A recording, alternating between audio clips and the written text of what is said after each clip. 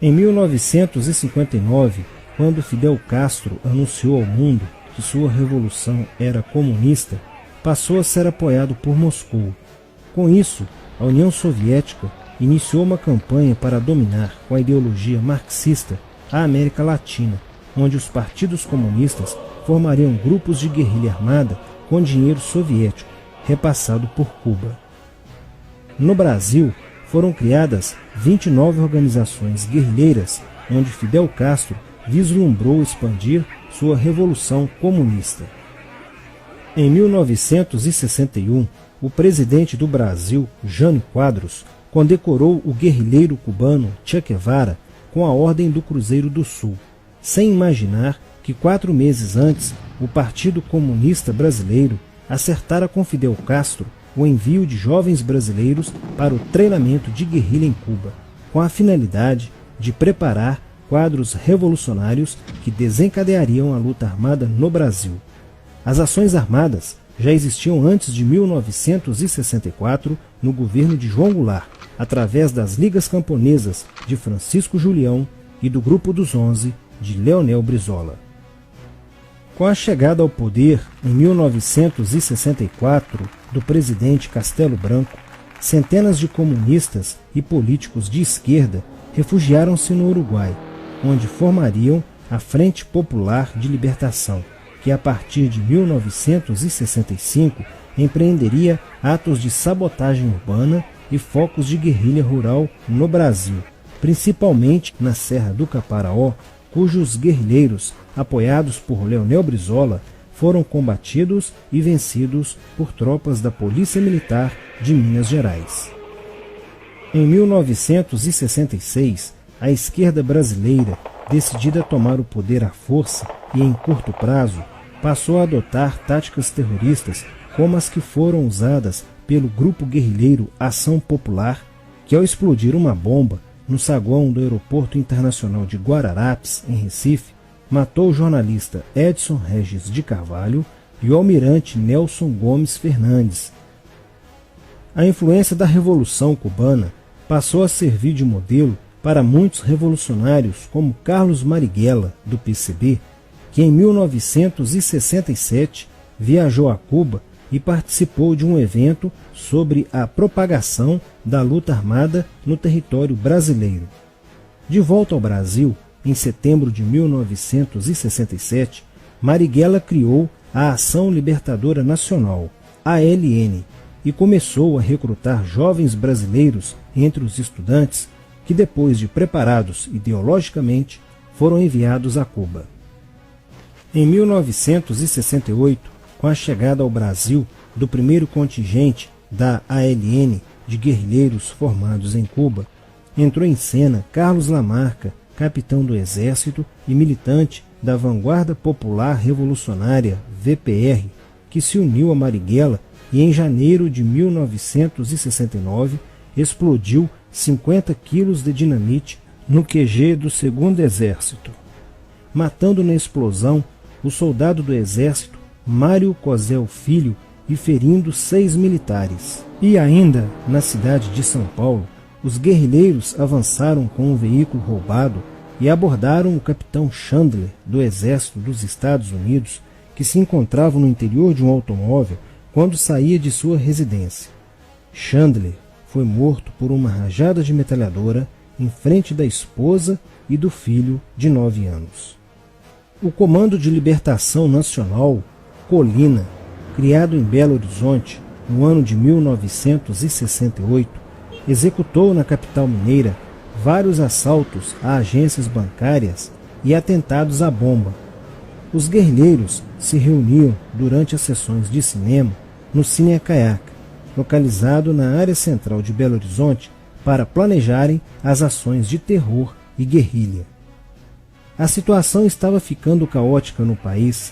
Os guerrilheiros praticavam atentados à bomba nas grandes cidades, matando e ferindo vários inocentes, aumentando a insegurança e o medo da população, que passou a exigir ações imediatas do governo brasileiro para acabar com a violência praticada pela guerrilha.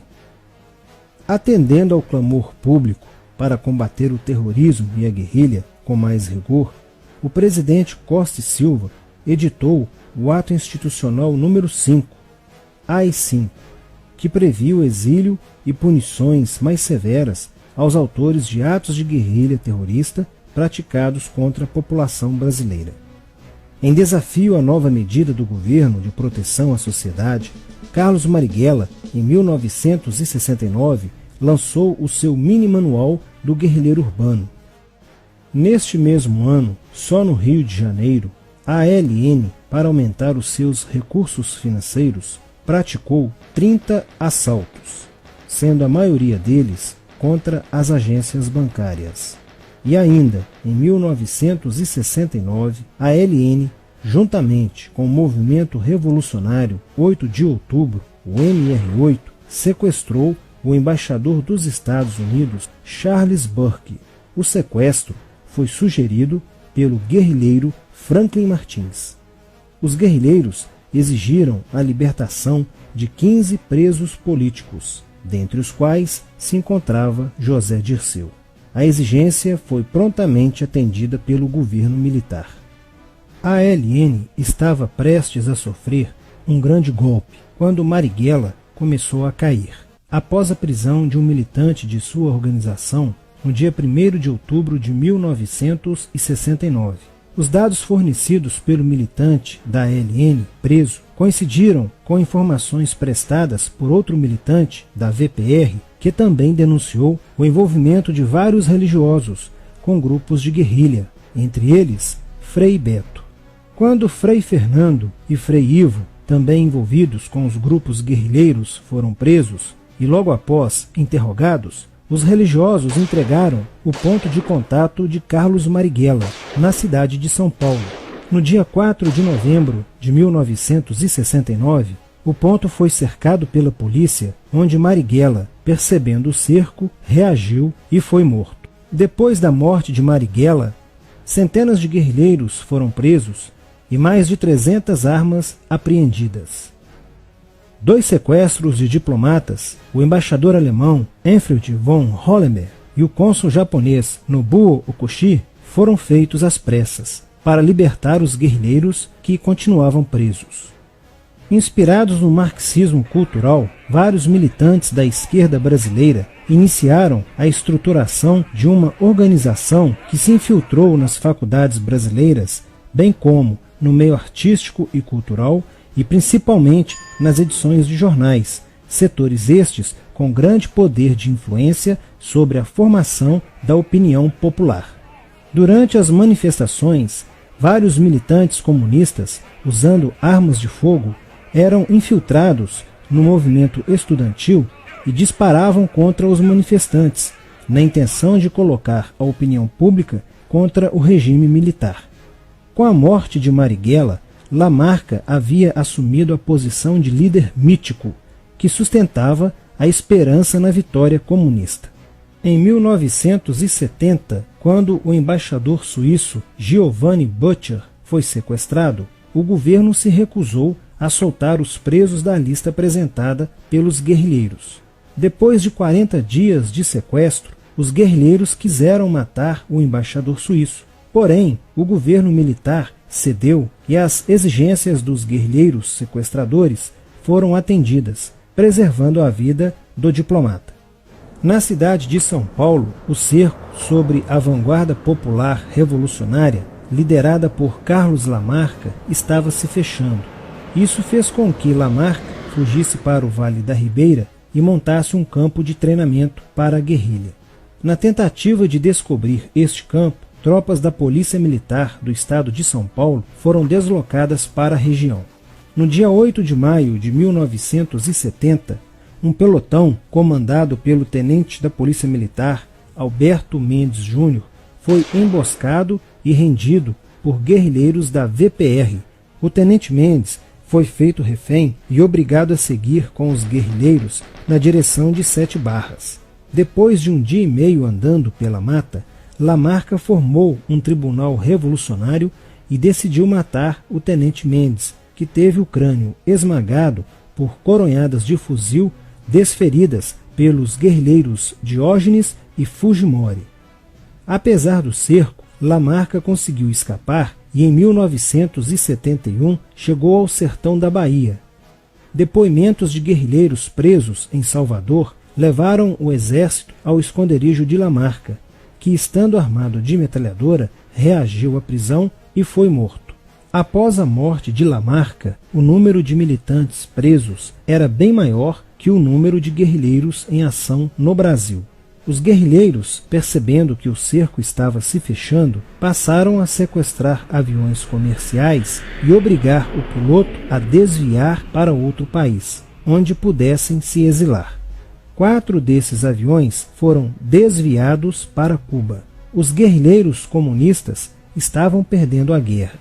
Os militantes que abandonavam as armas eram acusados de traição nos tribunais vermelhos e executados pelos próprios companheiros, em atos de justiçamento. Já no início de 1971, o PCdoB conduzia o trabalho de campo na região do Araguaia, na divisa entre os estados de Goiás, Pará e Maranhão, com a missão de implantar um núcleo guerrilheiro que tinha por objetivo fomentar uma revolução socialista, onde centenas de guerrilheiros já haviam se estabelecido há pelo menos 6 anos. No início de abril de 1972, o presidente Médici enviou à região do Araguaia equipes especializadas em inteligência que, da busca do conhecimento sobre a atividade clandestina, logo efetuaram as primeiras prisões, entre elas a de José Genuíno, primeiro guerrilheiro preso no Araguaia. Logo após, o exército sofreu as suas primeiras baixas, ao ter um grupamento emboscado por elementos liderados por Oswaldo Orlando da Costa, conhecido por Oswaldão. Isso fez com que o exército passasse a empregar tropas convencionais que cercaram toda a região do Araguaia. Com a derrota cada vez mais próxima e com o total abandono logístico do PCdoB, ao qual os guerrilheiros foram relegados, sem armas, comida e remédios, vários militantes da guerrilha, encurralados, quiseram se entregar, mas foram mortos pelos próprios companheiros em atos de justiçamento. Após a morte de Oswaldão e o desmantelamento do comando militar da guerrilha, o cerco do exército se fechou sobre os rebeldes e vários guerrilheiros foram presos. Assim terminava o sonho da esquerda brasileira de transformar o Brasil em uma ditadura comunista. Mas a esquerda brasileira não desistiria de conquistar o poder e retornaria mais tarde com uma tática mais eficiente que a luta armada: o marxismo cultural.